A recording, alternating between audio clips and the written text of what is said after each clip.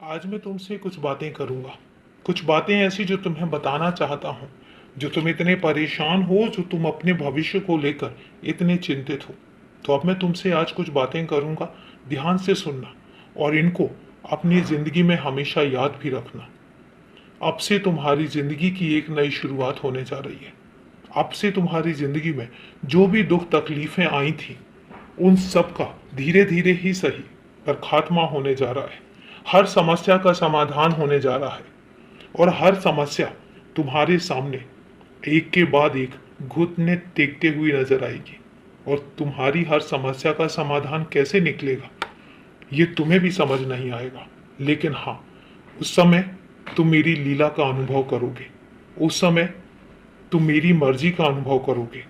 उस समय तुम्हें महसूस होगा कि मैं तुम्हारे लिए क्या चाहता हूँ और मैंने तुम्हारे लिए क्या योजनाएं बनाई हैं। जो जो भी चीजें चल रही होंगी, बस उन्हें चलते देना।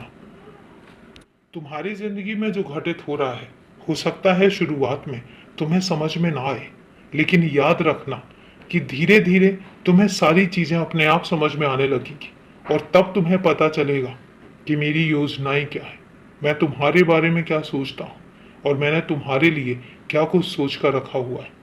ऐसा नहीं है कि मुझे तुम्हारी फिक्र नहीं है और ऐसा भी नहीं है कि मैं तुम्हारे बारे में सोचता नहीं हूँ, लेकिन मेरे करने का और मेरे सोचने का अपना ही एक तरीका है, जिसको लेकर मैं तुमसे हमेशा कहता हूँ कि तुम चिंता में मत रहो, क्योंकि तुम्हारी सारी चिंताएं तो मैंने ले रखी हैं।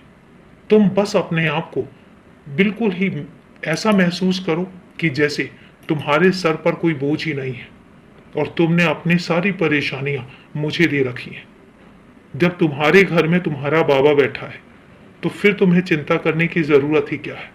तुम बस मस्त रहो, व्यस्त रहो और अपने काम को देखो। और एक बात याद रखना, बाकी सब लोगों की तरह जो लोग बिल्कुल ही बिना काम के होते हैं, जिनके पास कोई काम नहीं होता, वो लोग बैठकर एक दूसरे की चुगलियां करते हैं, एक दूसरे के बारे में बातें करते हैं और कभी किसी के बारे में कुछ अच्छा नहीं सोचते।